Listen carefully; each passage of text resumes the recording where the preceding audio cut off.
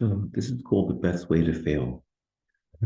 So the best way to fail is sometimes really is to not know your limits.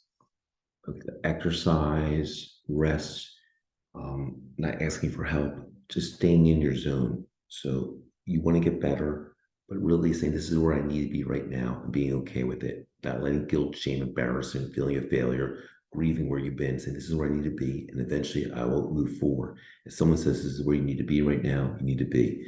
So advancing more forward than you think you need to be, or overcompensating. Today's a good day. I need to overdo it.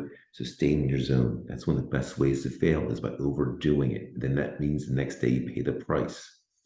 That's one of the best ways to fail is by overdoing it, overcompensating, feeling I need to do this because I need to make up for something or I owe it to somebody is one of the best ways to fail.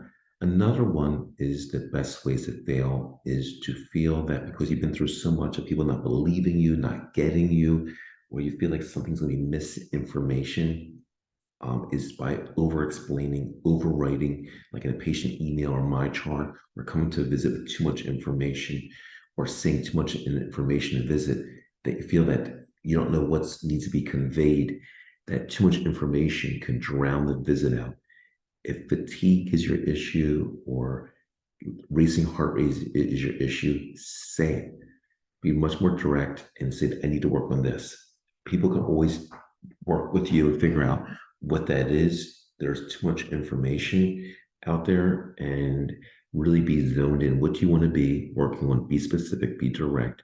People always ask for more questions, more information, but really is to be specific and direct.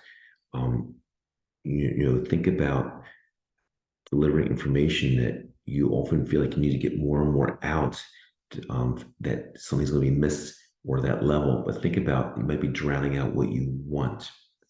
Um, and information overloading the team.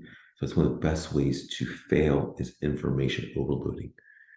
Um, you know, third one is often like constantly trying new treatments. If treatments are not working, think about maybe do you need that treatment? A lot of people switch medicines over and over again in POTS and autonomic, and maybe it's not a medicine for you. So you need to review with your medical provider. Maybe medicines are not the route for you. Maybe it's a different road of biofeedback or exercise regimen or other wellness modalities or other things that can be done. If a patient comes through and there are 4 or 5 medicines not working, maybe that's not the road to travel. There's not always been medicines that showed the best data for people. So if one road of travel is not working, why are you going down that road? That's one of the best ways to fail. Testing. You can get yourself stuck in testing, where testing is coming through the patient portal, my chart. It's confusing. A lot of testing can have false positive, like the ANA is the best example, where 1 out of 4 women will be falsely positive because the test is sensitive, especially with women. A lot of chronic diseases can be falsely positive ANA, then you're stuck with the test. What do you do with? So when you have testing done, you're putting yourself vulnerable to false positive, where the testing is going to show something that doesn't mean anything. MRI technology shows the same thing. As we all look different on the outside, there's normal variance in the inside. That doesn't mean disease. So when you do testing, it's the best way to fail because you'll be going down the road of one test leads to another test. And do you need that test? And what does that lead to? To more confusion and more ambiguity. Then before you know it, you're delaying treatment because you're just getting testing. So think about that. Often information load overloading or too many questions or too many sort of putting things out there often in a question, always forcing your care and review into the past. So I'm having this issue or this issue, forcing your chart to be reviewed, your history into the past, but doesn't really ever sometimes force your care to be removed into the future where you want to go.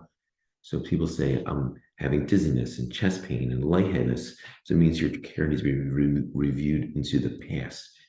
And it doesn't really allow you to be removed um, um, um, and move forward. So think about that. If I'm doing this, is it going to help me? And I'm really moving in a direction forward. So it's another one of the best ways to fail.